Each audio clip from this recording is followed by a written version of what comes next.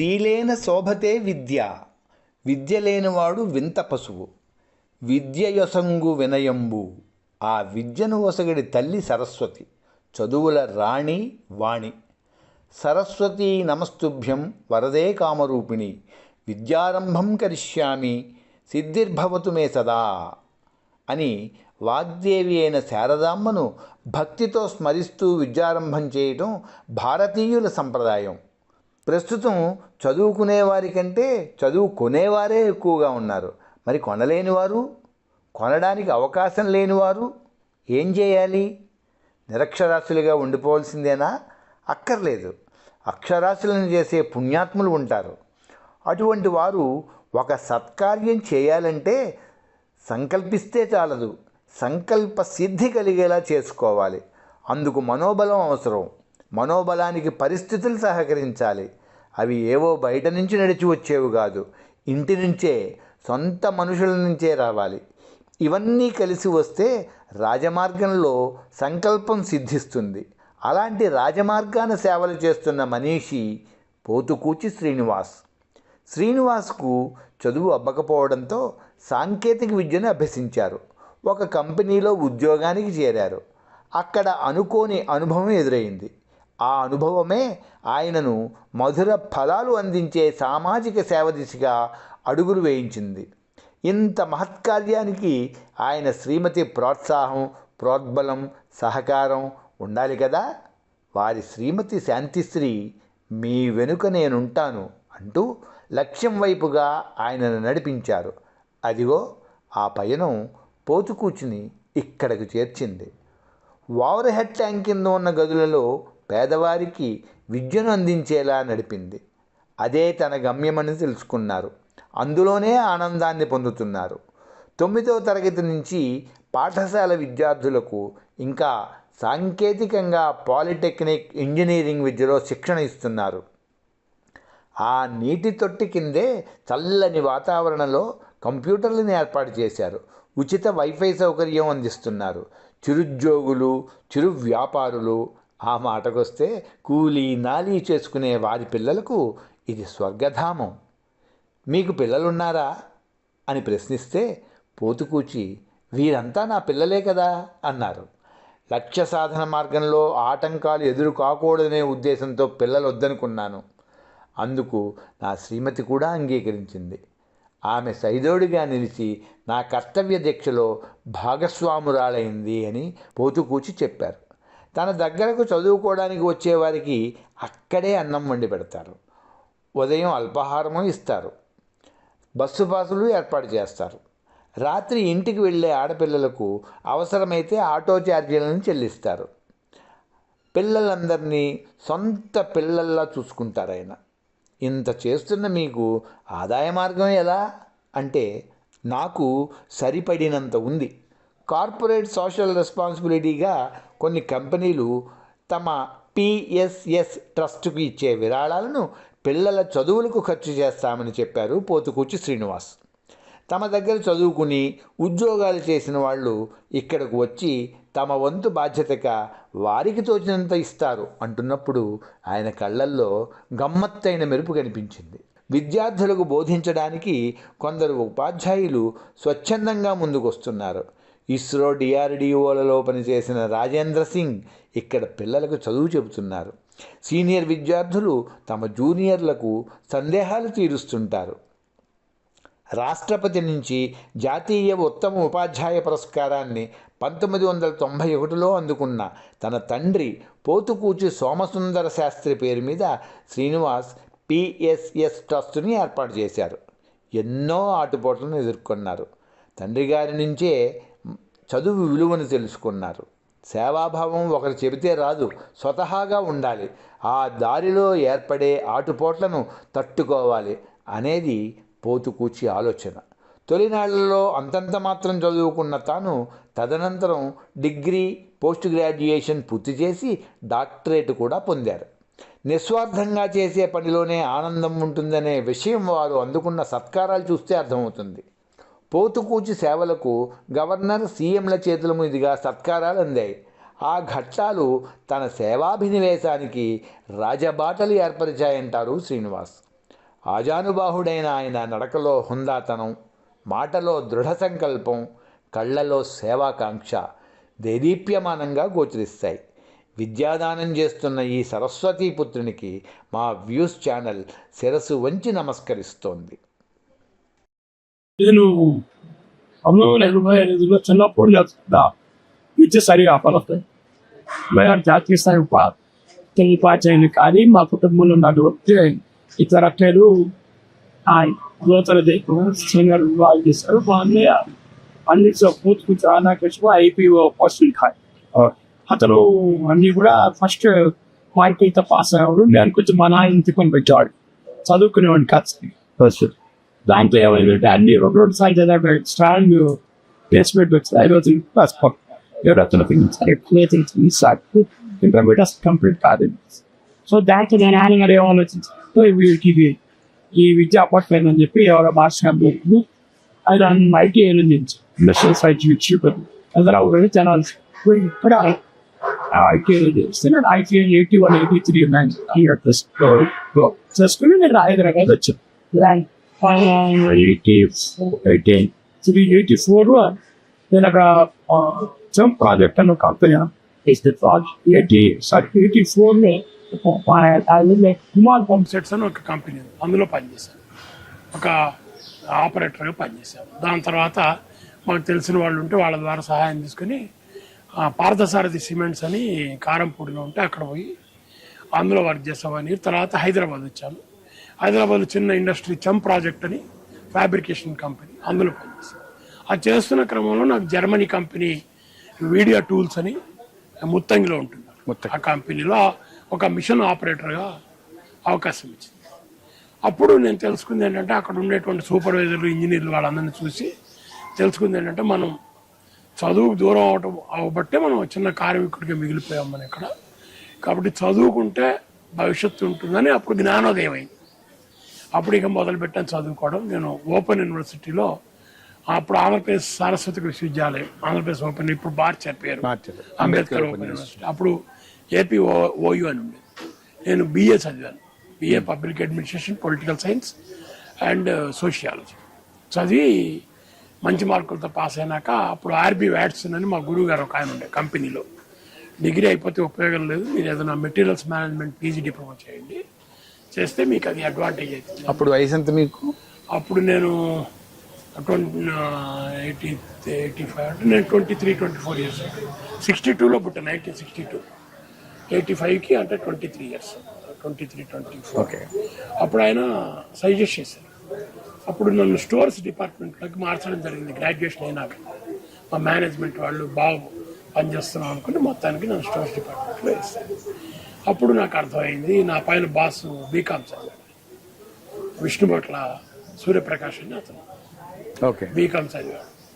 నేను బీకామ్ చదివాను. ఆయన ఆఫీసర్ అయినప్పుడు మనం చదువుకుంటే మనం కూడా మంచి పొజిషన్లోకి వెళ్ళాలి కదా అని అప్పుడు నేను PG diploma in metals management, Andhra Pradesh productivity council అక్కడ ఈవినింగ్ అవర్స్ క్లాసెస్కి వెళ్ళి, అది ఇప్పటిదాకా తెలుగు మీడియం చదివింది, ఇంగ్లీష్ మీడియం ఉంది అదంతా 89-90 ఆ టైం.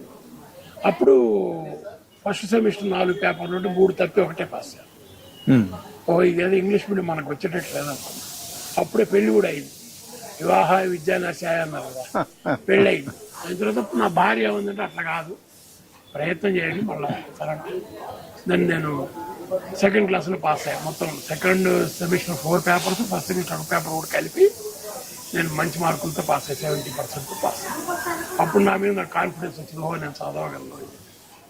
అప్పుడు నెక్స్ట్ MA సోషియాలజీ ఉస్మానియా యూనివర్సిటీలో డిస్టెన్స్ ఎడ్యుకేషన్ ద్వారా MA సోషియాలజీ కంప్లీట్ చేశాను. దాని తర్వాత MA పొలిటికల్ సైన్స్ అది కూడా కంప్లీట్ చేశాను. దాని తర్వాత బెంగళూరు యూనివర్సిటీ వాళ్ళు ఆనరీ డాక్టరేట్ ఇచ్చారు. ఇది నా విద్యకు సంబంధించిన ప్రస్థానం. అయితే ఈ క్రమంలో నేను ఒక కార్మికుడిగా చేరిన తర్వాత మా చిన్నప్పటి నుంచి తిండి తిప్పలు లేకపోవటం, బట్టలు లేకపోవటం, ఇలాంటి సన్నివేశాలు లేవుగా. నేను పుట్టిన తల్లిదండ్రులు వారే పెంచారుగా, ఇల్లు వాకిలు అన్నీ ఉన్నాయి కదా. కానీ జనరల్గా కార్మికుల కమ్యూనిటీ, డైలీ వేజ్ లేబర్ కమ్యూనిటీలో డైలీ నీడ్స్కి వాళ్ళు చాలా బాధపడుతుంటారు. ఇది ప్రత్యక్షంగా కంటితో చూసింది. ఆ ఇండస్ట్రియల్ ఏరియాలో తిరగటం, చాలా కుటుంబాలు చిన్న చిన్న రేకుల రూముల్లో ఉంటాం. మరి వాళ్ళే రేకుల రూముల్లో ఉంటే వాళ్ళ పిల్లలు ఎక్కడ ఉంటారు, ఇంకా భవిష్యత్తు ఎలా ఉంటుంది అని కొంచెం బాధ కలిగి అది మనసులో అట్లా నిగూఢంగా ఉంది చిన్న చిన్నగా. తర్వాత నేను 96లో ఇక్కడ లిటిల్ రాక్ అపార్ట్మెంట్ అని ఒక చిన్న ఫ్లాట్ కొనుక్కున్నాను మియాపూర్లో. అప్పుడు అక్కడికి షిఫ్ట్ అయిన తర్వాత అక్కడ అన్ని కాలనీలో సమస్యలు వాటి మీద పనిచేయడం ఇవన్నీ మొదలుపెట్టి చిన్న చిన్నగా యాక్టివిటీస్ అన్నీ చేస్తున్న క్రమంలో ఇక్కడ ఉండే సమస్యలు అర్థమైనాయి. 10 మందితో పరిచయాలు వచ్చినాయి, అందరితో పరిచయాలు రావడం, ఈ కాలనీ ఈ ఏరియాలో కావాల్సిన ప్రజల అవసరాలు ఏవైతే ఉంటాయో వాటి మీద ఇక్కడ చిన్న టీం తయారై joint council of Miyapur welfare association ఒక అసోసియేషన్ ఫామ్ చేసి దానికి నేను జనరల్ సెక్రటరీ ఉండి కొన్ని యాక్టివిటీస్ చేసి ఆ క్రమంలో మియాపూర్ ఏరియాలో కూరగాయల మార్కెట్ 99 డిసెంబర్ 28 నాడు జనప్రియ దగ్గర ఒక కూరగాయల మార్కెట్ ఎస్టాబ్లిష్ చేయడం జరిగింది.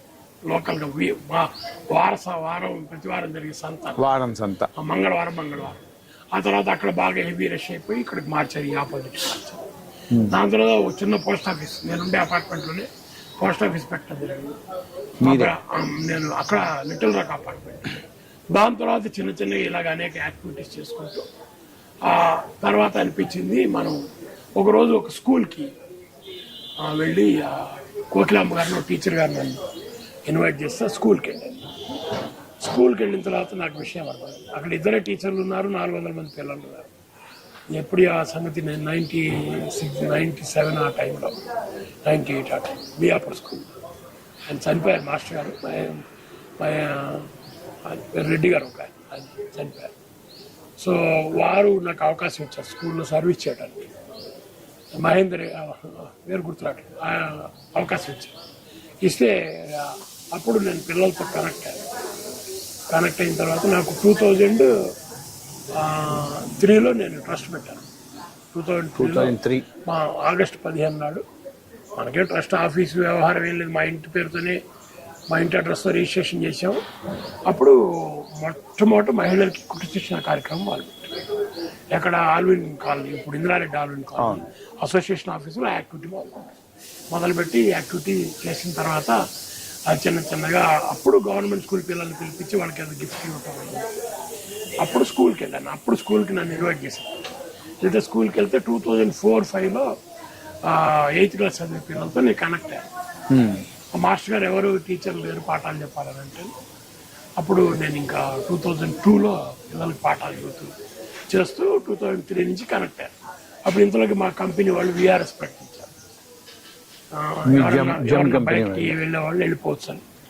అప్పుడు నేను VRSకి దరఖాస్తు పెట్టుకుని నేను జాబ్ రిజైన్ చేసి వచ్చేసాను. నా భార్య కొద్దిగా భయపడ్డది, ఈ VRS తీసుకుంటే మన జీవనం ఎలా గడుస్తుంది, రేపటి నుంచి కష్టం కదా అని చెప్పి. ఇక్కడే నేను అసలు అడగాలనుకున్న ప్రశ్న ఇది. ఇదంతా ఇంత సర్వీస్ మోటో, ఆదాయం అయితే ఏం ఉండదు, సర్వీస్ చేస్తున్న ఆదాయం ఉండదు, ఎవరైనా స్పాన్సర్ చేస్తే దానికే ఖర్చు పెడతారు తప్ప ఏం ఉండదు. అర్ధాంగి సహకారం లేకుండా మీరు ఇది చేయాలి. కొంచెం మీ అర్ధాంగి గారి పేరు చెప్పండి, ఆవిడేం చదువుకున్నారు? యాక్చువల్గా వాళ్ళు నిమ్మగడ్డ ఫ్యామిలీ, నిమ్మగడ్డ విశ్వనాథ్ శాస్త్రి గారని వారి అమ్మాయి, వారి ప్రథమ కుమార్తె. ఆమెని వివాహం చేసుకున్నాను, శాంతిశ్రీ పేరు. సో ఆమె నేను కలిసే PG చదివా, MA వచ్చాను. ఓహో, లవ్ మ్యారేజ్ అండి? లవ్ మ్యారేజ్, తల్లిదండ్రులు. సో అప్పుడు అలాగూ అప్పుడు చిన్నగా నేను అట్లా పిల్లలతో కనెక్ట్ అవ్వటం మొదలుపెట్టి 2004-05కి వచ్చేసరికి నేను బాగా ఇన్వాల్వ్ అయ్యాను. 6-7లో మొట్టమొదటి బ్యాచ్ 10th క్లాస్ రాశారు పరీక్ష. 2005-06 నుంచి నేను పూర్తిగా వెళ్ళి పిల్లల క్లాసులు చూడటం. మీరు అన్నట్టుగా నా జీవనం ఎలా గడుస్తుందంటే నేను నా భార్య పేరు మీద ఇన్సూరెన్స్ ఏజెన్సీ తీసుకుని LIC పాలసీ చేసేవాడు. అప్పటికి నాకు చాలా మంది పరిచయం ఉండటంతో నాకు పాలసీ చేయడం అదంతా కూడా ఈజీ అయింది.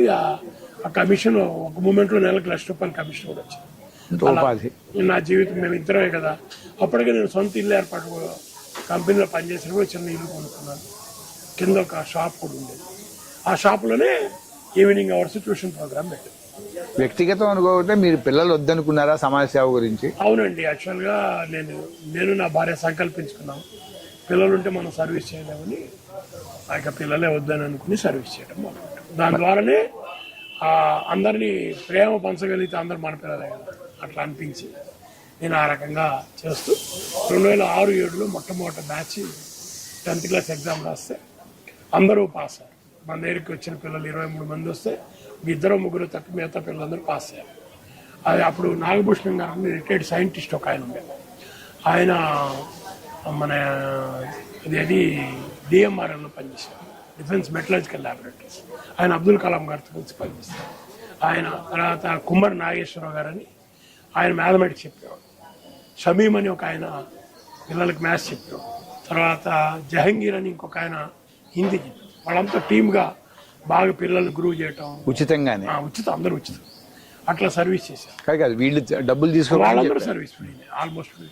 Hello, I'm Rajendra Singh. I'm teaching in the trust for last about 16 years. Before coming to this trust, I served in Indian Air Force and then ISRO. After my retirement, I thought let me give some service to my future generation, and I met Srinivas Garu. I was very much convinced by his dedication towards the society, and I feel myself to be privileged to be part of his team. Normally, I teach my students Hindi and English from 9th class onwards, but I'm always my students up to BTech level. Now, what I want to say is this trust is giving a yeoman service to the future of nation. We can give money, but the time, energy, and the knowledge that we impart, it is precious of all, much more beyond the money. So, I invite all educated people, knowledgeable people to come to our trust, address our children, and share their knowledge, wisdom with the children, so that future generation empowered. Thank you very much. My pleasure. Light రానుపోని ఖర్చులు. Nagabhushan sir అయితే ఆయన ఏమి ₹1 తీసుకునేవారు కాదు. మిగతా వాళ్ళకి ఏదో రానుపోని ఖర్చులు తప్పించి మనం పెద్దగా ఇచ్చింది. వాళ్ళందరూ ఫ్రీ సర్వీస్ చేస్తారు. ఆ సర్వీస్ మూలంగా పిల్లలు ఫస్ట్ బ్యాచ్ పిల్లలు చాలా ఎక్సలెంట్గా సక్సెస్ అయ్యారు వాళ్ళందరూ. తర్వాత ఆ పిల్లల్ని ఏం చదివించాలి అని ఒక ప్రశ్న వచ్చింది. అప్పుడు యాక్చువల్గా నేనేం చేశానంటే, ఒక బాబు హోంవర్క్ చేసుకురమ్మంటే చేసుకురావాలి. మనం ఇంత డెడికేటెడ్గా పనిచేస్తుంటే వాడు పిల్లలు నెగ్లిజెంట్గా ఉంటే ఎలాగూ అంటే వాడేమన్నాడంటే, నేను ఎట్లా చేయాలి సార్ హోంవర్క్, నేను ఇంటికి వెళ్ళేసరికి పిల్లలతో ఆడుకుని ఇంటికి వెళ్ళేసరికి నాకు 7 అవుతుంది, మా గుడిసెలో లైట్ కూడా లేదు, మా నాన్న ఏమన్నా 2 చాయ్ బండిలు పెడతాడు కడగమని, అవి కడిగేసరికి 8 అయిపోతుంది టైము, మా గుడిసెలో లైట్ లేదు, నేను పడుకుండిపోతాను, పొద్దున్న లేచి వస్తాను, నేను ఎప్పుడు హోంవర్క్ చేయాలి. మాస్టర్లకు అలవాటే, ఎందుకంటే పిల్లలు ఎట్టారు పెద్దగా పట్టించుకోవాలి. కానీ నాకేమనిపించింది అంటే, ఈ రోజుల్లో కరెంట్ లేని వాడు ఉంటాడా, 2007 కదా 2007 అని. అసలు నిజమే కాదా ఇది, పిల్లలు అబద్ధాలు చెప్తుంటారు కదా చిన్నపిల్లలు అని. నేను వాళ్ళ ఇంటికి వెళ్ళా అదే రోజు సాయంత్రం. అంతే, అదంతా వాస్తవమే. వాడు నిజంగా బండిలు కడుగుతున్నాడు అంత చూసి, వాడు గుడిసెలోకి, నేను 6 అడుగులు ఉంటాను, ఆ గుడిసెలోకి వంగి లోపలికి పోతే కూర్చోటానికి ఏమీ లేదు. అప్పుడు అనిపించింది నాకు, ఇదేదో చాలా పెద్ద సమస్య లాగుంది, ఇది చిన్న సమస్య కాదు ఇది అని. నేను అప్పుడే సంకల్పించుకున్నాను, జాబ్ వదిలేసేయాలి ఇంక మనం. వీడు ఒక్కడే ఇట్లా ఉన్నాడా, లేకపోతే నా ఎదురుకుండా చక్కగా బంగారు తండ్రులా కనిపించి పిల్లలందరూ ఎలా ఉన్నారా అనిపించింది. ఒక్కొక్క ఇంటికి తిరుగుతుంటే సింగిల్ రూమ్, గందరగోళ జీవితాలు, తండ్రులు తాగేసి రావటం, ఆ తల్లులు వీళ్ళని పెంచడానికి నానా బాధపడటం, ఇదంతా బాగా మనసు చాలా చెదిరిపోయి అప్పుడే అనుకున్నాను, ఇంకా మన పిల్లలకి ఏమైనా వ్యవహారం పెట్టుకోకూడదు, వీళ్ళందరూ బాగా ప్రేమించి పెద్ద చేయాలని. అప్పుడు అనుకుని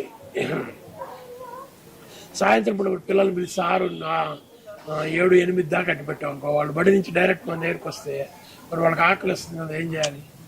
అప్పుడు ఒక టీచర్ కోకిలమ్మ గారని చెప్పా కదా, వారన్నారు, నేను మీకు బియ్యం ఏమైనా కావాలంటే నేను సహాయం చేస్తాను, పొయ్యి అవి ఇప్పిస్తాను ఏమన్నా పట్టుకుని, కొద్ది సాయంత్రం ఇప్పుడు ఉప్మా చేసి. అప్పుడు నేను బయట హోటల్ నుంచి ఇడ్లీలు అవి తెప్పించి పెట్టాను. ఇట్లయితే మీకు చాలా కాస్ట్ పడుతుంది, మీరు అందుకని మీరు ఏదైనా చేసి పెట్టండి, చేయించి పెట్టండి. మళ్ళీ చేయించడం మళ్ళీ వంట మనిషి డబ్బులు వస్తారు, అందుకని నేనే వంట చేయటం అది కూడా. అట్లాగూ 2007 నుంచి 6 నుంచి ఆల్మోస్ట్ 2012 దాకా నేనే వంట చేసి 13 దాకా నేనే వంట చేశాను. పిల్లలకి నేర్పించి ఎట్లా చేయాలి చిన్న వాళ్ళు కూడా చేయటం మొదలు పెట్టారు. ఆ తర్వాత 2013 తర్వాత వీళ్ళందరూ పెద్ద పిల్లలు అయిపోయారు.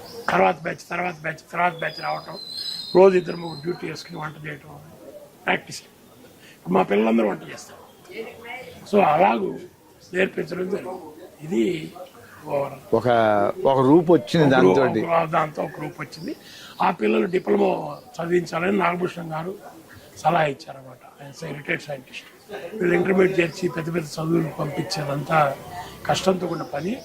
వీళ్ళని మనం పాలిటెక్నిక్ చేరిస్తే పాలిటెక్నిక్ అవగానే ఉద్యోగం వస్తుంది, వాళ్ళు బతికేస్తారని.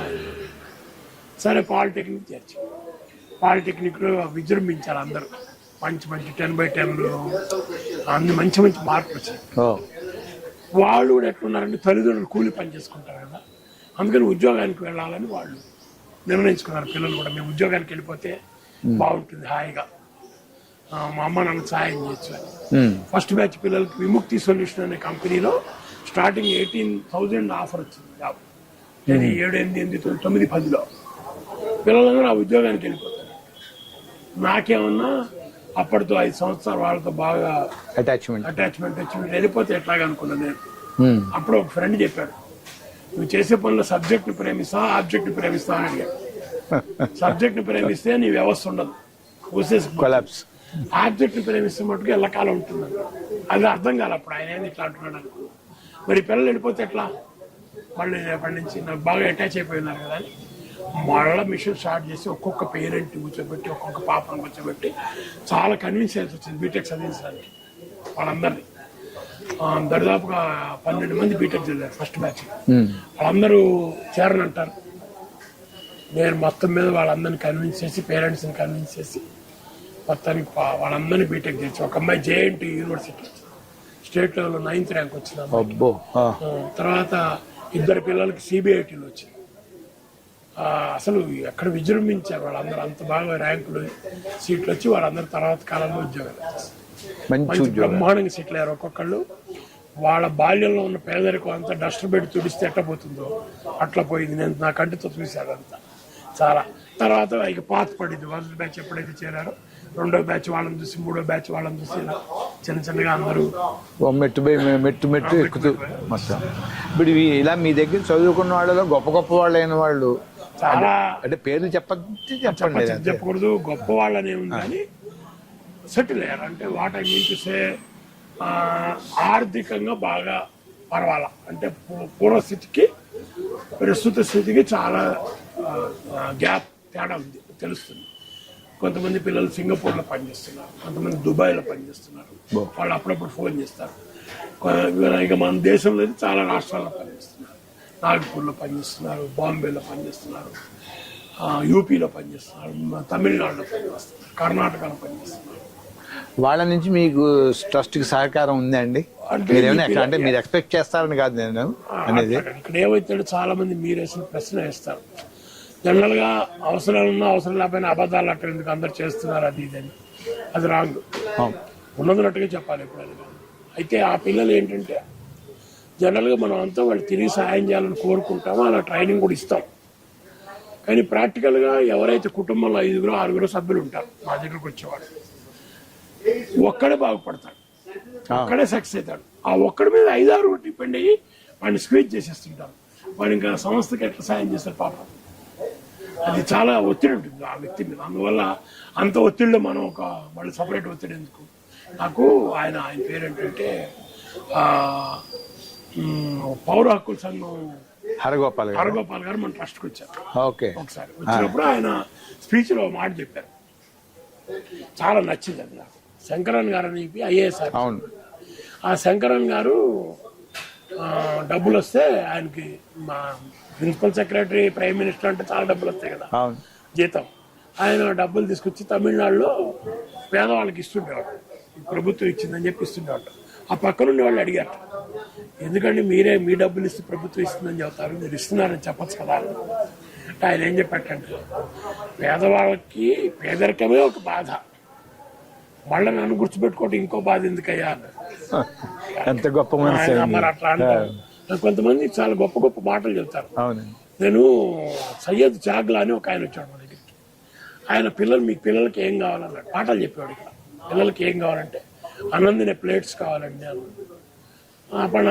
అక్కడ తీసుకెళ్ళి స్టీల్ ప్యాలెస్ తీసుకెళ్ళి ప్లేట్లు కొంటూ 2 కార్లు వస్తుంటే అన్నాను, ఎన్ని ప్లేట్లు కొంటున్నా అప్పుడు ఈ ప్రహరీ కూడా లేవు, ఎన్ని ప్లేట్లు కొంటున్నా ఉండట్లేదండి, చుట్టుపక్కల పిల్లలు వాటిని గయాబ్ చేస్తారు, ఎత్తుకుపోతున్నారు అంటే ఆయన ఏమన్నట్టు తెలుసా, ఓన్లీ సార్ తీసుకెళ్ళినప్పుడు అదే పర్పస్ వాడతారు కాదు, అంటే దొంగతనం చేసినా కూడా ప్రేమించే గొప్ప గుణం ఇట్లాగూ అంటే నేనేమంటా చాలా రేర్ గా వింటాం కదా మనం, లైక్ మంచి మంచి మంచి పర్సనాలిటీస్, ప్రాక్టికల్ అవన్నీ కూడా మన మనసుకి బాగా హత్తుకుపోయే అంశాలు వాడు మాట్లాడి. అందుకని నేనేమనుకున్నానంటే చెప్పడం మన ధర్మం, నాన్న తిరిగి పని చేయండి రా చేయండి, సర్వీస్ చేస్తే మంచిది అంటే మొదటి 4-5 సంవత్సరాలు ఎవరు రాలేదు, అంటే చదువు అయిపోయి ఉద్యోగాలు చేరినాక 5 సంవత్సరాల తర్వాత తిరిగి రావడం మొదలుపెట్టారు. అప్పటికి వాళ్ళకి వాళ్ళ కుటుంబం నుంచి బయటికి వచ్చేంత అవకాశం వచ్చింది. ఒక పిల్లవాడైతే ఇల్లు కట్టి ఆ ఇంటి గుమ్మాలు ఉంటాయి కదా, ఒక పక్క వాళ్ళ అమ్మ నాన్న పేరు, ఇంకో పక్క నా భార్య పేరు, నా పేరు రాశాడు. నన్ను గ్రూప్ నా చేత ఓపెనింగ్ ఇచ్చారు, ఇంటికి వెళ్ళేది. అంతకుమించి ఇంకేం కావాలి? వెళ్తే అది చూస్తే ఏంద్రా నాన్న ఇదంతా అంటే, నేను ఏం చేశానంటే మీరు చేసింది మీకు తక్కువగా ఉంటుంది సార్, మీరు చేసింది అసలు మా జీవితమే మార్చారు, మీరు మామూలు విషయం కాదు. అతను థ్యాంకింగ్ నెస్ అట్లా, అతను ఇక్కడ ఉన్నాడు, పని చేస్తున్నాడు, సర్వీస్ చేస్తున్నాడు ట్రస్ట్ కోసం. వాళ్ళు సర్వీస్ చేస్తున్నారు. ఒక 5-6 పిల్లలు టీం ఫామ్ అయ్యి ఇప్పుడు ఇక్కడ ఉన్నాడు, టీం ఫామ్ అయ్యి వాళ్ళ సర్వీస్ చేస్తున్నారు. వాళ్ళంతా కూడా ఇప్పుడు ప్రస్తుతం ఆర్గనైజేషన్ కోసం సర్వీస్ చేస్తున్నారు. అతను రవి అని ఒక పిల్లవాడు, హరీంద్ర అని ఒక పిల్లవాడు, కుమార్ శ్రీనివాస్ అని ఇంకో పిల్లవాడు, తర్వాత వీరాస్వామి అని ఒక పిల్లవాడు, వాళ్ళందరూ సర్వీస్ చేసి, ఇది కాకుండా బ్రాంచెస్లో మా బ్రాంచ్లు ఉంటాయి, బిహెచ్ఎల్ బ్రాంచ్లో చంద్రశేఖర్ అని ఒకడు, తర్వాత నాగరాజ్ అని ఒకడు, ఇట్లంతా పిల్లలు వెళ్ళి అక్కడ ఉండి సర్వీస్ చేస్తున్నారు. ఎవరికి అవకాశం సర్వీస్ చేస్తున్నారు. మన ఈ మధ్య ఒక అమ్మాయి అయితే ₹1,00,000 డొనేట్ చేసింది, సుచిత్ర అని అమ్మాయి. ఏం చేస్తుంది అమ్మాయి? ఫ్లిప్కార్ట్ అనే కంపెనీలో బెంగళూరులో నారాయణమ్మ కాలేజీలో. అమ్మాయి స్టోరీ తన స్టోరీ. యాక్చువల్ అమ్మాయి ఏంటంటే వాళ్ళ నాన్న తోటమాలి పనిచేస్తారు. అందరిది ఇట్లాంటి లైఫ్, కానీ చెప్తే చాలా స్టోరీలు ఉన్నాయి. మన ఇంటర్వ్యూ అయితే వాళ్ళ రాత్రి దాకా అవుతుంది. కానీ ఒక్క కేస్ స్టడీ తీసుకుని ఈ అమ్మాయి గురించి చెప్పండి. అయితే ఈ అమ్మాయి ఏం జరిగిందంటే, వాళ్ళు ఓసీ రెడ్డి కమ్యూనిటీ, ఓసీలకి పాపం రిజర్వేషన్ ఉండవు కదా, టాలెంట్ ఏమన్నా పోటీ పడాలి. వీళ్ళకున్న జీవన స్థితిగతులకి ఆల్రెడీ డెవలప్డ్ రెడ్డిస్తూ వాళ్ళు ఎక్కడ పోటీ పడతారు అరకొర సౌకర్యాలతో. సరే, అప్పుడు నేనేం చేశానంటే, ఆ అమ్మాయి 9th క్లాస్లో వచ్చింది మన దగ్గరికి. 9th క్లాస్ నుంచి వస్తుంటే వాళ్ళ నాన్న ఈ పని చేస్తాడు, ఇది టైలర్ పని, గార్డెన్లో పని చేస్తాడు, తోటమాలికి ఏమొస్తాడు. వాళ్ళ అమ్మ ఏమన్నా ఇళ్లలో వంట చేస్తుంది, ఇది వాళ్ళ ప్రొఫెషన్. ఒక తమ్ముడు ఉన్నారు. ఆ అమ్మాయి మన దగ్గరికి వచ్చి 9th 10th చదివినాక డిప్లొమాలో అందరిలాగా అమ్మాయిలు డిప్లొమాలో చేర్చారు. డిప్లొమాలో చేసి డిప్లొమా మంచి మార్కులతో పాస్ అయ్యి ఎంట్రన్స్ రాస్తే ఆ అమ్మాయికి టాప్ 10 కాలేజెస్ సీట్. ఏం చేయాలి అప్పుడు నేనేం చేశానంటే, నారాయణమ్మ కాలేజీ ప్రిన్సిపాల్ గారు మనకి అప్పటికి మన పిల్లలు చాలా మంది చదివారు కాబట్టి వారితో పరిచయం ఉంది. రమేష్ రెడ్డి గారిని ఆయన దగ్గరికి వెళ్ళి, సార్ ఇట్లా పరిస్థితి ఇది, సుచిత్ర అనే అమ్మాయి బాగా చదువుకుంటుంది, ఈ పిల్లలకి అవకాశం రాలేదు, పర్వాలేదండి నేను సీట్ ఇస్తానన్నాడు. మామూలుగా ఆ కాలేజీలో 10 లక్షలు 15 లక్షలు తీసుకుంటారు కదా సీట్ కోసం. మా అమ్మాయికి ₹1,25,000 యాజ్ పర్ గవర్నమెంట్ రూల్ ప్రకారం సీట్ ఇచ్చారు. మేనేజ్మెంట్. నేను హరీందర్ ఆ అమ్మాయి కారులో వస్తున్నాం, ఇంటికి వస్తున్నాం. అమ్మాయి ఏముందంటే, అమ్మ అంత ₹1,25,000 సార్, అంత కడతారా డబ్బు అని. ఏం పర్లేదు నాన్న, ఏం కాదు, అంతకుముందు కొంచెం అటు ఇటుగా ఉండే పాప పిల్ల, అంత డబ్బు కడతారా అంటే, కడతాను నాన్న, ఏం కాదు, నీ పనుల్లో చదువుకోవటం చేయాల్సింది అని చెప్పి మళ్ళీ ఆ అమ్మాయిని కాసేపు మోటివేట్ చేసి ఆ మొత్తానికి ఆ అమ్మాయి నారాయణమ్మ కాలేజీలో చదివితే ఏమైంది, ఫైన్ దగ్గరికి వచ్చేసరికి ఆ అమ్మాయికి ఫ్లిప్కార్ట్ అనే కంపెనీలో 16.5 లక్షల ఆఫర్ జాబ్ వచ్చేసి బెంగళూరులో అయిపోయింది. బెంగళూరు వెళ్ళి జాయిన్ అయింది. ఇప్పుడు వచ్చి ₹1 లక్ష డబ్బులు ఇచ్చి. ఎన్నాళ్ళ క్రితం అండి ఇది జరిగి? ఒక 1 మంత్. ఉద్యోగం 3 నెలలు అయింది. అమ్మాయి డబ్బులు ఇచ్చేది 1 మంత్. ఇప్పుడు ఒక గురువుగా లేకపోతే ఒక సమాజ సేవ చేసే వాళ్ళగా ఇంతకంటే మీకు కావాల్సింది ఏముంది? మీ దగ్గర పనిచేసిన పిల్ల బాగా ఎదిగింది. నేనేమంటానంటే, డబ్బులు ఇవ్వడము ఒక గొప్ప విశేషం, అందులో ఇంకా అనుమానాలు. ఎందుకంటే డబ్బు అనేది ప్రతి ఒక్కరికి అవసరం కాబట్టి ఇంకా బెటర్గా ఉండొచ్చు అనుకుంటాను డబ్బులతో. నేను డబ్బు వెనక ఉండే థ్యాంకింగ్నెస్ చూస్తాను కొంతసేపటికి, అది చాలా ముఖ్యం. ఈ పిల్లలందరిలో ఉన్నది ఏంటంటే, డబ్బులు ఇచ్చిన ఇవ్వబోయినా చాలా హై గ్రాటిట్యూడ్. మా గురువు గారు మా కోసం జీవితం అంతా వదిలేశాడు. మమ్మల్ని 26 సంవత్సరాలు సర్వీస్ యాక్టివిటీస్లో నా జీవితంలో 2 సందర్భాల్లో సెలవు పెట్టా ట్రస్ట్కి. అంతే. ఒకటి మా అమ్మగారు చనిపోయినప్పుడు, 2 మా నాన్న చనిపోయినప్పుడు. ఇంకంతే. నాకు సెలవు అంటే నాకు ఇప్పటి వరకు జీవితంలో సెలవు అంటే ఇక్కడికి వచ్చి ఎన్నేళ్ళు అయిందండి? ఇక్కడ 2013 2008 అప్పుడు అప్పటిదాకా వాటర్ ట్యాంక్ కాకుండా అక్కడ ఒక కార్ షట్టర్లో చేసాం. కార్ షెడ్ అందులో చేసేవాడిని. కృష్ణారెడ్డి గారని బిల్డర్ ఉంది. ఇప్పుడు ఈ కాలనీ ఏం లేదు. 2008లో అంత ఖాళీగా ఉంది, అంత పాములు తిరుగుతుంది. అప్పుడు ఆయన అన్నారు ఈ వాటర్ ట్యాంక్ వాడుకోండి. అప్పుడు మేము క్లీన్ చేసి ఇక్కడ పెట్టుకున్నాం, వాడుకున్నాం. బాగానే నడుస్తున్న క్రమంలో చిన్నగా కాలనీ డెవలప్ అయింది. 2012 నాటికి ఇక్కడ వెల్ఫేర్ అసోసియేషన్ ఫామ్ అయింది. తర్వాత వాళ్ళ దృష్టికి కూడా వెళ్ళింది యాక్టివిటీ. వాళ్ళందరూ ఫుల్ సపోర్ట్, ఏం ప్రాబ్లం. ఈ చుట్టుపక్కల వాళ్ళు కూడా ఫుల్ సపోర్ట్. ఎవరు వద్దంటాం కానీ చేయొద్దంటాం కానీ అట్లాంటివి. వాళ్ళు వస్తారా? కానీ ఓవర్ హెడ్ ట్యాంకులో పెట్టడం రిస్క్ అని అనిపించలేదా మీకు? రిస్క్ ఏం లేదు సార్, చాలా స్ట్రాంగ్గా కట్టాం మేము. ఇప్పుడు 2008 ఇదే సంవత్సరం, 2024 ఎన్ని సంవత్సరాలు అయింది? మీకు ఎక్కడైనా స్టేట్లో బిల్డింగ్లు పడిపోవటం చూసారా కానీ వాటర్ ట్యాంకులు పడిపోవటం చూసారా? వాటర్ ట్యాంక్ ఎక్కడైనా పడిపోయిందని విన్నారా? లేదు. ఎందుకని? Water tank design it self అన్ని వైపులా ఒకే రకమైనటువంటి ఫోర్స్, స్పెసిఫిక్ గ్రావిటీని అన్ని వైపులా సమానంగా తీసుకుంటాం. సేఫెస్ట్, అందుకని సేఫ్. ఇంకొకటి రెండో పాయింట్ ఏంటంటే, ఆయన బిల్డర్ గారిని అడిగా హౌ ఫార్ ఇట్ సేఫ్ అంటే ఆయన ఏం చెప్పారంటే, 100 రూపాయలు ఖర్చు అయ్యే దగ్గర 120 రూపాయలు ఖర్చు పెడితే ఇలా తయారవుతుంది. ఏది మధ్యలో స్లాబ్లు ఇచ్చి వాడుకునేటట్టుగా సర్వెంట్ మేడ్స్ కానీ ఎవరికైనా ఇవ్వచ్చు, ఇట్లాంటి సర్వీస్ యాక్టివిటీ వాడచ్చు అని అలా కట్టారు. చాలా స్ట్రాంగ్ అండి, ఏం భయం అసలు అటువంటి భయం ఏంటి. ఇంకొకటి చిన్న రిపేర్లు వచ్చినా ముందే తెలిసిపోతుంది కదా. మామూలు వాటర్ ట్యాంక్ అలా ఉంటే ఏదైనా తేడా ఉంటే తెలియదు. నివసించినప్పుడు ఏమవుతుంది, చిన్న క్రాక్లు వచ్చి తెలిసిపోతుంది, ఏం ప్రాబ్లం. మీకైతే ఇబ్బంది లేదు, మీరు సైన్స్ చదువుకున్నారు కాబట్టి మీకు ఓకే. కానీ పిల్లల తల్లిదండ్రులకి ఎలా ఉండదు కదా, అదే భయపడలేదా పిల్లల తల్లిదండ్రులు? ఏమి లేదండి, ఇప్పుడు తల్లిదండ్రులు చాలా ఇక్కడ మీటింగ్లు పెడతాం, అందరూ వస్తారు కదా. ఆ పాయింట్ ఎప్పుడు ఎవరు అయింది అంత రిస్క్ ఏం లేదు, బాగుంది చక్కగా, రిస్క్ ఫ్రీ. ఇది అసలు పిల్లలు నైట్ ఎవరు ఉండరు కదా, డే టైం వస్తారు, చదువుకుంటారు, వెళ్ళిపోతారు. ఏమి ఇక్కడే వంట చేసుకుంటారు, తింటారు, చేసుకుంటారు, వెళ్తారు.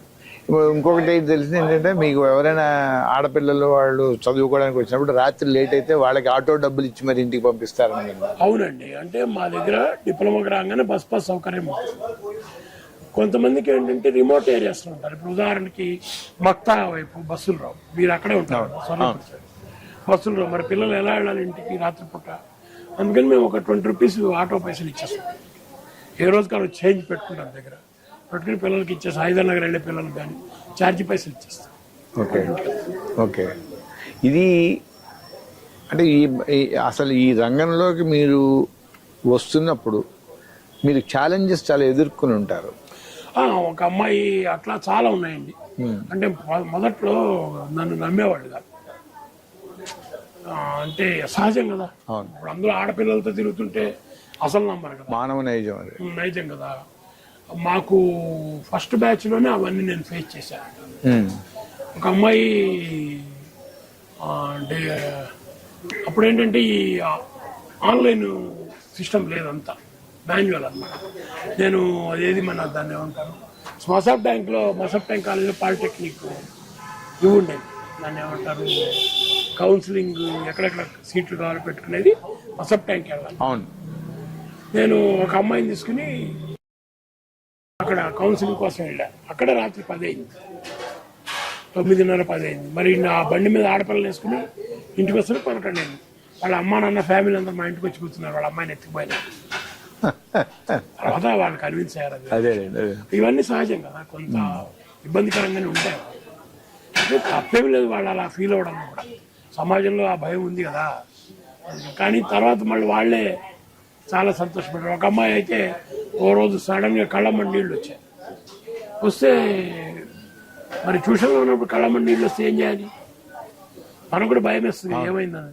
వెంబడే హాస్పిటల్ తీసుకెళ్ళాలి. డాక్టర్ కరుణశ్రీ అని ఫ్రీ సర్వీస్ చేస్తారు. వెళ్తే కళ్ళల్లో డ్రాప్స్ ఇస్తారు, ఇది మేము 8ంటికి వదిలేస్తాం. 7:30కి హాస్పిటల్కి వెళ్ళాం. కళ్ళలో నీళ్ళు మందేస్తే 1 అవర్ ఉండాలట. కనుపాప పెద్దది అవ్వాలట చెక్ చేయడం. 8:30 పావుదొక్క 9 అయిపోయింది. అప్పుడు 9ంటికి ఆమెకి మెడిసిన్స్ అవి తీసుకుని నేను ఆ పాపని తీసుకుని వాళ్ళ ఇంటికి దించాను. ఈలోపు వాళ్ళ నాన్న వచ్చేసాడు మా ఇంటికి. వచ్చేసి చాలా కొద్దిగా సీరియస్గా మాట్లాడితే నేను చెప్పాను, అమ్మాయి మీ ఇంటి దగ్గర ఉంది పో, ఇట్లా ప్రాబ్లం వచ్చింది, హాస్పిటల్ తీసుకెళ్ళండి. ఆయన అమ్మాయిని ఆపేశాడు, రేపటి నుంచి వెళ్ళొద్దు, ఫస్ట్కి వెళ్ళబాకు.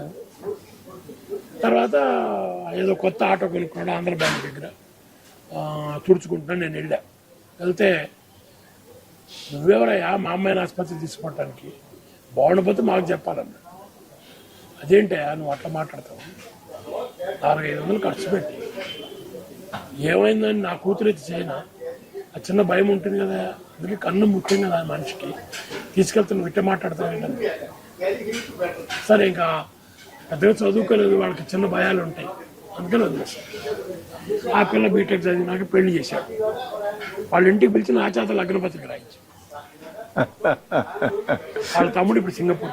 కాబట్టి ఇవన్నీ ఈ ఆటపోట్లు. ఒకటి మనం తెలుసుకోవాల్సింది ఏంటంటే మనంతరం మనం పొరపాటు చేయాలి, మనంతరం మనం తెలిసి పొరపాటు, మనంతరం మనం చేయని పొరపాటుకి మనకి ఎప్పుడు శిక్ష పడదని 25 ఏళ్లలో తెలిసి, మనం చేసే పొరపాట్లకే మనకి ఎప్పటికైనా శిక్ష పడే అవకాశం.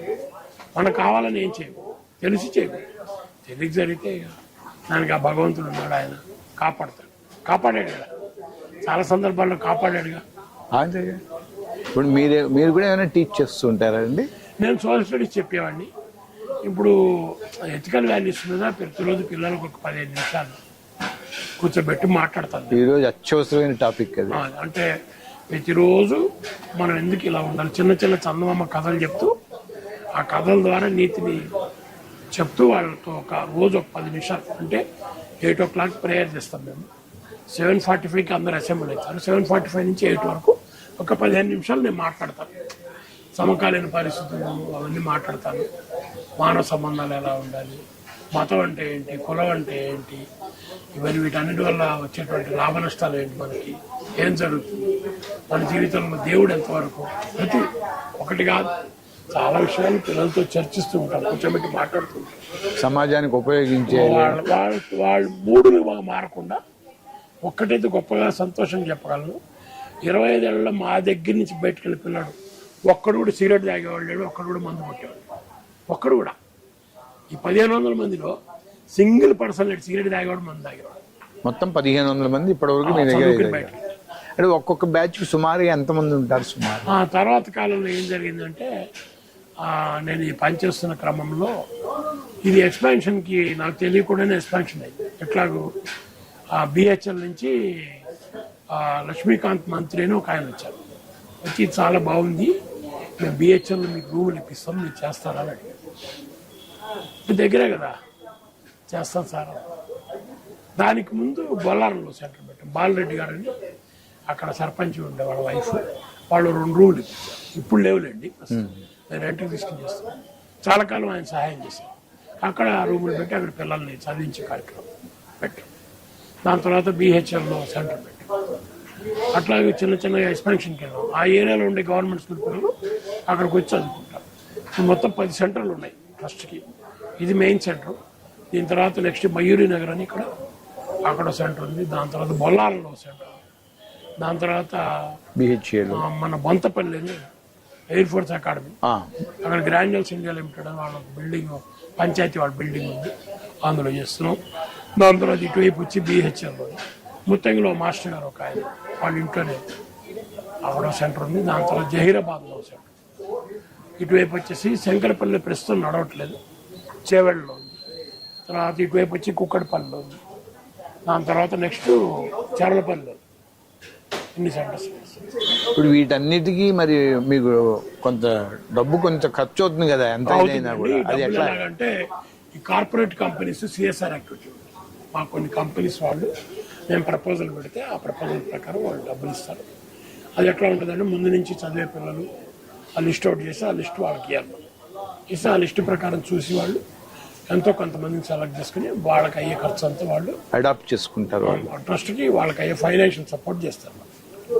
మనం ఏం చేయాలి, వాళ్ళకి కట్టిన ఫీజులు అంతా మా ట్రస్ట్లో ఏది కూడా క్యాష్ ట్రాన్సాక్షన్ ఉండదు, మొత్తం ఆన్లైనే. సంచి వరకు వెళ్ళి 1 కేజీ టమాటా తేవాలంటే అక్కడ క్యూఆర్ కోడ్ పెడితే మేము పెట్టేస్తాం. అంతేగాని డబ్బులు క్యాష్ అనే మాటలు సాయంత్రం పూట ఇంటికి పిల్లలు వెళ్ళేటప్పుడు ఇచ్చే 20 రూపాయలు మాత్రమే చేతికి ఇస్తారు. అంతే, అది కూడా ఏ రూట్ వెళ్ళే వాళ్ళు చూసి వాళ్ళకి మాత్రమే క్యాష్ ఇస్తుంది అనిపించి. ఇంకా నో క్యాష్ ట్రాన్సాక్షన్. ట్రస్ట్లో మొత్తం అంతా ఆన్లైనే. వేరే బ్రాంచ్ల్లో అయితే అక్కడ ఉండే ఇన్ఛార్జికి ట్రాన్స్ఫర్ చేస్తుంది, వాడు చేంజ్ తీసుకుని ఇస్తాడు. అట్లా ఎక్కడ కూడా అసలు నో క్యాష్ ట్రాన్సాక్షన్. సో ఈ సిస్టంలో మేమంతా కూడా ఆన్లైన్ చేస్తాం కాబట్టి ఆర్గనైజేషన్స్ కూడా పూర్తి నమ్మకం. మేము ఇచ్చేటప్పుడు మాత్రం ఆన్లైన్లో జరుగుతుంది. వాళ్ళు ఏ హెడ్ కింద మేము డబ్బులు కడతామో ఆ హెడ్ కింద వాళ్ళు డబ్బులు డొనేట్ చేస్తారు. ఆ డబ్బుని మేము కాలేజీలు కట్టి కాలేజీ నుంచి మళ్ళీ రసీదులు ప్లస్ ఆన్లైన్ ట్రాన్సాక్షన్ కాపీ వాళ్ళకి ఆన్లైన్లో పంపిస్తాం. దాంతో ఫుల్ ట్రాన్స్పరెంట్. అందువల్ల మాతో ఒక్కసారి అటాచ్ అయ్యే వాళ్ళు. ఇంకోటి రిజల్ట్ ఓరియంటెడ్. లాస్ట్ ఇయర్ 14 మంది బీటెక్ కంప్లీట్ చేస్తే అందులో 2 రాలే ఎంప్లాయ్మెంట్, 12 మందికి వచ్చేస్తుంది. ఓ, ఇప్పుడు ప్రభుత్వ పరంగా ప్రభుత్వానికి మీరు చేస్తున్న సేవ తెలిసే ఉంటుంది. ఎందుకంటే 26 ఏళ్ళ నుంచి ఏదో రకంగా సేవ ఈ దీంట్లోకి వచ్చింది మీరు 2003 నుంచి, కానీ అంతకుముందు నుంచి కూడా సేవలో ఉన్నారు. ఇప్పుడు ఈ ప్రభుత్వం మీ సేవలను గుర్తించిందా? గుర్తిస్తే ఎలాంటి? గుర్తించడం అంటే ఇప్పుడు మీరు వచ్చి ఇప్పుడు వీడియో తీసినట్టుగానే ఉంటుంది ప్రభుత్వం ఇచ్చే సహాయం. అంతేనా? అంతే. ప్రభుత్వం నాకు ఎన్టీ రామ్ మన చంద్రబాబు నాయుడు గారు 2005లో పిలిచి ఒక అవార్డు ఇచ్చారు. నెక్స్ట్ సర్వీస్ చేస్తారు, శభాష్ శభాష్ చప్పట్లు కొట్టారు, అది అయిపోయింది. దాని తర్వాత కేటీఆర్ గారు ఒకసారి చప్పట్లు కొట్టారు, శభాష్ శభాష్ అని. రోసయ్య గారు ఒకసారి చప్పట్లు కొట్టారు, శభాష్ శభాష్. అంతే, శభాష్ అన్నారు. శభాషులే అందరు శభాష్ శభాష్, అందరు శభాష్ చెప్పారు. అంతే తప్ప ఆర్థికంగా ఎటువంటి ఆర్థికంగా వాళ్ళ దగ్గర నుంచి మేము ఏం పొందలేకపోయాం. అంటే ఇండైరెక్ట్గా పొందినట్టేగా. ప్రభుత్వం 80G సర్టిఫికేట్ ఇచ్చింది, 12A సర్టిఫికేట్ ఇచ్చింది, FCRA సర్టిఫికేట్ ఇచ్చింది, MCA సర్టిఫికేట్ ఇచ్చింది. అంటే కేంద్ర ప్రభుత్వం రాష్ట్ర ప్రభుత్వం మనకు సాయం చేసినట్టే కదా అర్థం. ప్రభుత్వం డైరెక్ట్ గా వచ్చి డబ్బులు ఇవ్వదుగా, ఇస్తే రాయితీలు వచ్చినాయిగా. అంటే ప్రభుత్వం మనకు సాయం, ప్రజల్ని మా సంస్థని ఎంకరేజ్ చేయండి అని చెప్పి వాళ్ళ కాగితాలు ఇవ్వబట్టే ప్రజలు మమ్మల్ని, కార్పొరేట్ కంపెనీ మమ్మల్ని సపోర్ట్ చేస్తుంది. కాబట్టి ప్రభుత్వం ఏం చేయలేదు అనేది రాంగ్. ప్రభుత్వం డైరెక్ట్ గా ఇస్తేనే ఇచ్చినట్టు కాదు కదా. ఇప్పుడు మీరు 10 బ్రాంచ్లు ఉన్నాయి. ఈ 10 బ్రాంచులు మిగిలిన బ్రాంచుల విషయం ఎలా ఉన్నా ఇక్కడ చూస్తేనే చుట్టుపక్కల 4-5 కార్పొరేట్ సంస్థలు ఇవి ఉన్నాయి. వీళ్ళ నుంచి ఏమైనా మీకు ఏమైనా ఇబ్బందులు ఏమైనా వచ్చాయా? ఏంటి ఫ్రీగా చెప్తున్నారు ఈ ఎడ్యుకేషన్ ఇన్స్టిట్యూషన్స్ నుంచి? ఏమి లేదు, ప్రారంభంలో వచ్చింది. ప్రారంభంలో టీచర్లు కూడా ఎట్లుంటారంటే వాళ్ళకి ఉద్యోగం కదా పాపం. ఉద్యోగం చేసే వాళ్ళకి చిన్న భయం ఉంటుంది. ఏదైనా తేడా అయితే ప్రభుత్వాలు వాళ్ళని అడుగుతారు కదా, ఎందుకు పంపించారు మీరు అక్కడికి, అది ఇది అంటారని వాళ్ళు అలౌ చేసేవాళ్ళు కాదు. స్కూల్లోకి అలౌ చేసేవాళ్ళు కాదు. ఎందుకంటే నా దగ్గరకు వస్తాను, పిల్లకి ఏదైనా అవుతుంది అనుకుంటా, కాసేపు ఎంక్వైరీ చేసినప్పుడు ఏ స్కూల్ అమ్మాయి అంటే చిన్న పాపాయికి ఏం తెలుసు, వాళ్ళని టీచర్ ఎలా మంది వెళ్ళాలని చెప్తుంది కదా, నువ్వు ఎందుకు వెళ్ళమని వాళ్ళని అడుగుతారు కదా. అందుకని అట్లాంటి సమస్య ఉంటుందని వాళ్ళు ప్రారంభంలో యాక్సెప్ట్ చేసేవాళ్ళు. మేము కొంచెం చిన్నగా వాళ్ళతో ఫాలోఅప్ చేస్తే పిల్లలు సక్సెస్ అయిన వాళ్ళు కూడా ఆ పిల్లలు బాగుపడాలి మా పిల్లలు అని అదే ఉంటుంది కదా. టీచర్లకు కూడా ఎంతో గర్వంగా చెప్పుకుంటారు, మా దగ్గర చదివి పిల్లడు ఇంజనీర్ అయ్యాడు, ఉద్యోగం చేస్తాడు. గవర్నమెంట్ స్కూల్ పిల్లలు అట్లా అవ్వడం కష్టం కదా. టీచర్లు కూడా చాలా సంతోషపడతారు, నేను చూస్తా కదా. వాడు పిల్లడు వెళ్ళి ఉద్యోగం వచ్చిందని చెప్తే చాలా హ్యాపీ ఫీల్ అవుతారు వాళ్ళు కూడా. సో తర్వాత ఇన్ని సంవత్సరాలు అయినాక ఇవాళ ఆ సమస్య లేదు. సపోర్టింగ్ అస్ చాలు, అంతకు మించి ఇంకేం కావాలి. ఇంకోటి ఏమైందంటే వీళ్ళకి ట్రాన్స్ఫర్లు ఉంటాయి టీచర్లకి. 6 ఏళ్ళు అవగానే వాళ్ళు వేరే స్కూల్కి వెళ్ళాలి. మళ్ళీ కొత్తగా వచ్చేవాళ్ళు మళ్ళీ వాళ్ళకి తెలుస్తుంది. నువ్వు వెళ్ళిన వాళ్ళకి ఆ ఏరియాలో సెంటర్ పెడతాం కదా మేము, ఆ ఏరియాలో సెంటర్ శ్రీనివాస్ గారు మాకు బాగా తెలుసు, మంచి ఆయన బాగా పనిచేస్తారు అంటారు. సో అందువల్ల అట్లా సమస్య రావడం తగ్గిపోయింది. ఎక్కువగా వీఆర్ గెటింగ్ సపోర్ట్ బాగా. అదైతే చెప్పడం టీచింగ్ కమ్యూనిటీ నుంచి ఎక్స్ట్రాడినరీ సపోర్ట్. అంటే వాళ్ళు పాపం రాలేరు, సమయాభావం అవన్నీ వాళ్ళు రాలేరు. కానీ మన వద్దని మాత్రం చాలా తక్కువ సందర్భాల్లో రేర్గా ఎక్కడో ఒకటి. ఓకే, వాళ్ళేం సమస్య లేదు, ఎవ్వరు సమస్య పెట్టలేదండి. ప్రారంభ కాలంలో మనం కొంచెం అంకిత భావంతో పనిచేస్తూ వాళ్ళందరినీ ఒప్పించాల్సి వచ్చింది అంతే. ఎవరైనా కొంత నెగిటివ్ ఆలోచన వస్తుంది కదా, ఏదైనా అయితే ఏమిటి అనే భావనతో కొంత అబ్జెక్ట్ చేస్తారు కదా ఎవరైనా. కానీ కాలక్రమేణా పోయింది కదా, దాన్ని జయించాం, ఏం ప్రాబ్లం లేదు. మీ ఫాదరు అంటే మీరు చెప్పినట్టు మీకు చదువు ఎక్కువ అవ్వలేదన్నప్పుడు మీ ఫాదర్ ఎలా ఫీల్ అయ్యారు? తర్వాత మీరు చేసిన సర్వీస్ చూసుంటారు. చూడలేదండి, చూడలేదా? ఎందుకంటే ఆయన పోయిన తర్వాత పెట్టాను ఫస్ట్. ఓహో. 90 ఆయన ఎప్పుడు వెళ్ళిపోయారండి, 96 ఆ టైంలో ఆయన వెళ్ళిపోయారు. సో అది ఇది చూడలేదు. మా అమ్మగారు ఎలా ఫీల్ అయ్యారు? అమ్మగారు చాలా సంతోషపడేవాళ్ళు, వాళ్ళు పిల్లలు వద్దనుకుని చేస్తున్నారు అని చెప్పేసి. మా సిస్టర్స్ కూడా వాళ్ళు కూడా సంతోషం, ఏం ప్రాబ్లం లేదు. బట్ వాళ్ళ కుటుంబ సమస్యల దృష్ట్యా వాళ్ళు ఎవరు ఇన్వాల్వ్ కాలేరు. కానీ మా నాన్న పేరుతో పెట్టాంగా, నా పేరుతో కాదు పెట్టాం. అందుకని అందరూ హ్యాపీగా మా అన్నగారు ఇన్వాల్వ్ అవుతాడు. ఏదైనా ప్రోగ్రామ్స్ ఉంటే మా అన్నగారు వస్తాడు, సపోర్ట్ చేస్తాడు. వాడు కంపెనీ వాడు ఉద్యోగం బయటకు వచ్చే రోజుల్లో రిటైర్ అయితే ఆ వచ్చిన డబ్బులు ₹1,00,000 తీసుకొచ్చి ట్రస్ట్కి ఇచ్చాడు. అరే నాన్న, నా పిల్లలతో వాడు ఈ పిల్లలు కూడా సమానమే కదా పాపం అని ₹1,00,000 డబ్బులు ఇచ్చాడు. అంటే ఇప్పుడు ఎప్పుడు వచ్చిన డబ్బులు అప్పుడు ఖర్చు పెట్టుకోవడం, మీకు ఒక మూల నిధి ఏమి ఉండదు? మూల నిధి అంటూ ఏమి లేదు, ఎందుకంటే అట్లా అవకాశం కూడా లేదు. మూల నిధులు, బిల్డింగులు, ఆస్తులు సమకూర్చుకునే మంది వ్యాపారం కాదు కదా, అవన్నీ ఏం లేవండి. మరి డబ్బులు ఇచ్చేది ఖర్చు పెట్టి పిల్లల్ని బాగు చేయడానికి, కానీ మూల నిధి పెట్టుకోవడానికి కాదు కదా. మరి మీదేలాగా, మీ జీవనం ఎలాగా? నాకేం ప్రాబ్లం లేదండి, నాకు సొంత ఇల్లు ఉంది, నాకు రెంట్స్ వస్తాయి. ఇక్కడ సొంత ఇల్లు ఉంది, ఆల్రెడీ నేను ఉద్యోగం చేసే రోజుల్లోనే ఇల్లు కట్టుకున్నాను. నేను నాకు 40-50 వేల రూపాయలు నాకు రెంట్స్ కింద ఆదాయం వస్తుంది. నాకేమి అది బాగా పెడుతూ ఉంటారు LIC కమిషన్స్, నేనే దీనికి డబ్బులు అది అవుతుంది. పిల్లలకి అన్ని కొని పెట్టడం అవి ఇవి నా సంతృప్తి కోసం నేనే నా భార్యకి నాకేం ఖర్చు ఉంటుంది. ఇప్పుడంటే కొన్ని మందులు ఖర్చు, అంతకుముందు అది కూడా లేదు. మేము కూడా పిల్లలతో పాటు అన్నం తింటాం. మేము అందరికి అన్నం పెట్టుకుంటే మేము తినొచ్చు కదా, దాన్ని ఎవరు అబ్జెక్షన్ పెట్టారు. మీ శ్రీమతి గారు ఎలా ఫీల్ అవుతారు ఈ సర్వీస్? ఆమె చాలా కాలం బాగా వచ్చి పనిచేసేవాళ్ళు నాతో. తర్వాత కాలంలో ఏంటంటే ఆమె ఇక ఆరోగ్యరీత్యా ఆమెకు బాగా షుగర్ వచ్చింది, అంత కొంచెం ఇన్వాల్వ్మెంట్ తగ్గింది. ఏదైనా అబ్జెక్షన్ ఏమి ఉండదు, ఎందుకు చేస్తున్నారు ఏంటి వద్దు అనే అబ్జెక్షన్ అయితే ఇంట్రెస్ట్ ఉంటుంది. ఇప్పుడు మీ దగ్గర నేర్పించే కోర్సులు అంటే వృత్తి విద్యా కోర్సులకి సంబంధించిందా, లేకపోతే ఇంకా మెడికల్ ఇట్లా కూడా? అంటే మేము ఏం చేస్తామంటే పాలిటెక్నిక్ ఎంట్రన్స్ రాయిస్తాం.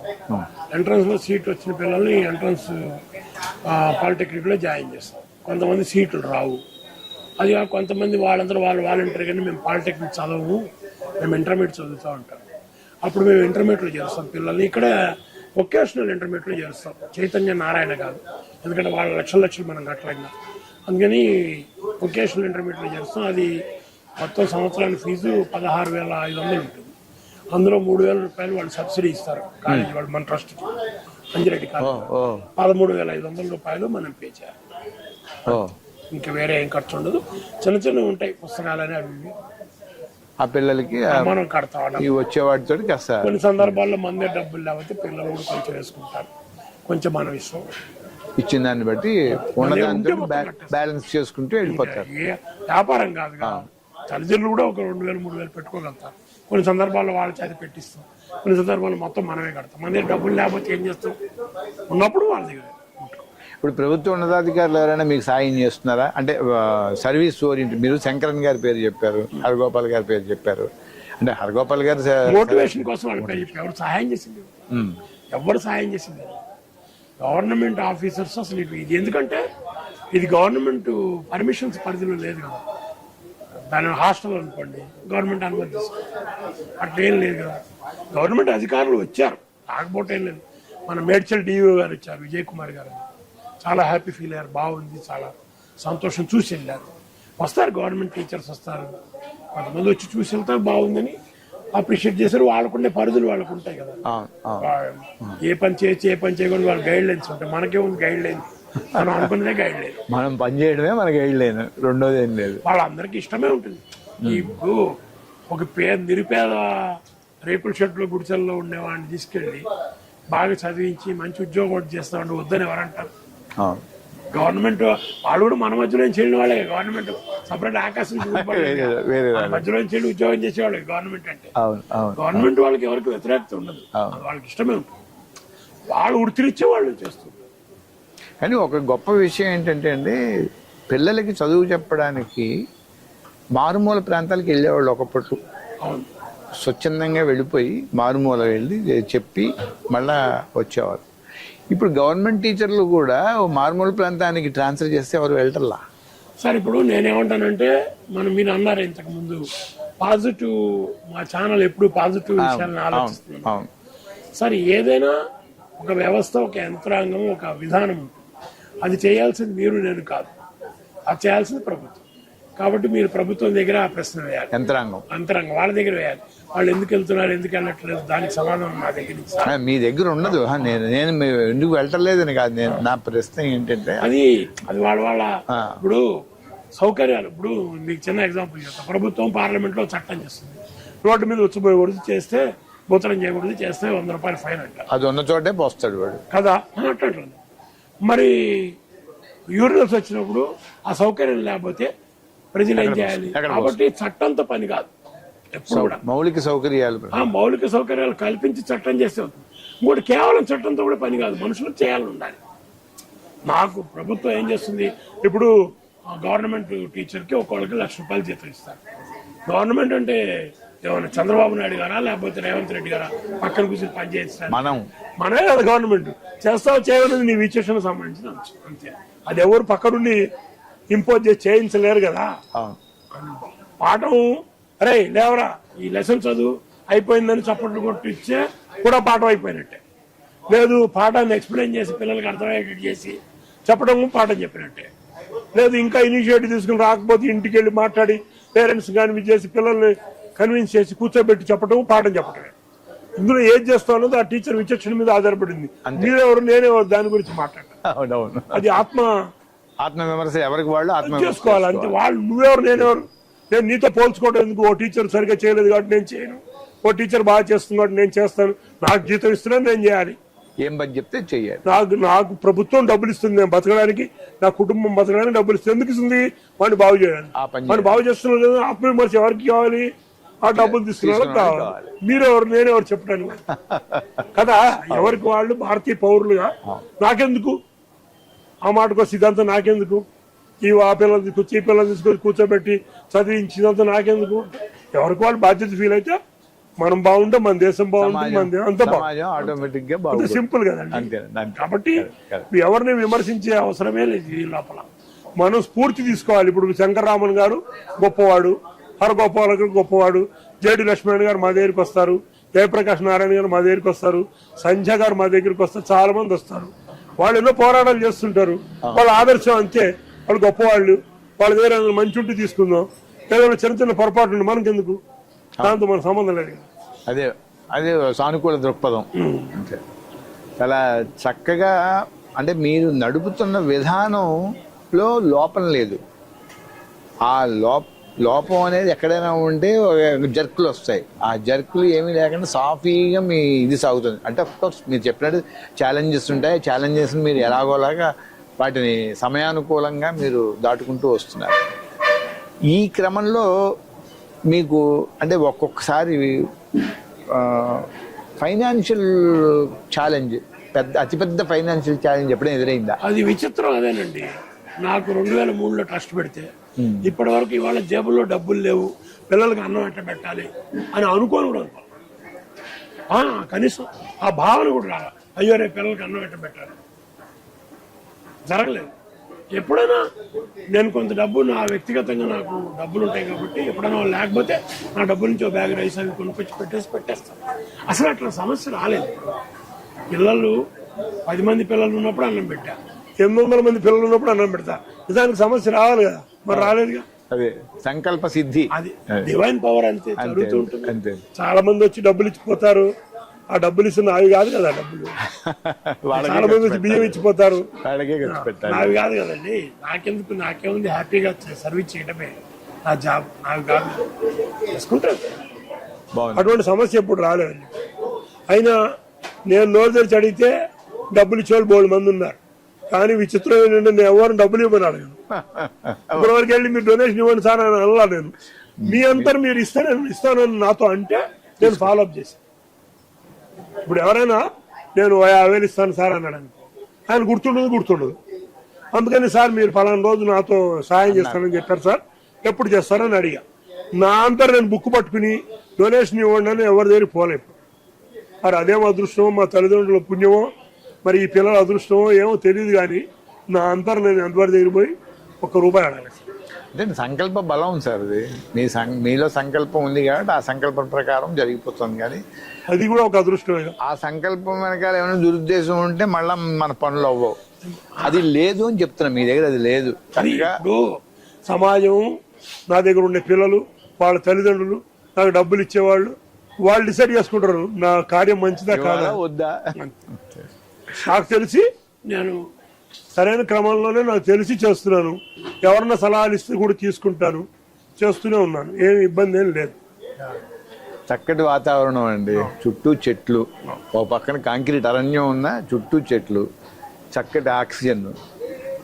అంటే ఒక కాంక్రీట్ జంగిల్లో ఒక ఆక్సిజన్ ప్లాంట్నే ఒక ఆక్సిజన్ ప్లాంట్ మీ దగ్గర ఉంది. పవర్ హెడ్ ట్యాంక్తో పాటు ఆక్సిజన్ ప్లాంట్. పిల్లలకి ఆరోగ్యంగా కూడా చక్కగా ఉంటుంది. మీ సంకల్పం మరింత బలపడి ఇంకాస్త, అంటే ఇది ఆగకూడదు, ఇది ఒక ఉద్యమం లాంటిది. ఈ ఉద్యమం ఇంకా ఈ ఉద్యమం కొనసాగుతుంది అంటానికి నా దగ్గర ఉండే పిల్లలే ఉదాహరణ. నాతో పాటు నా వెనకాల 4-5 పిల్లలు వచ్చారు.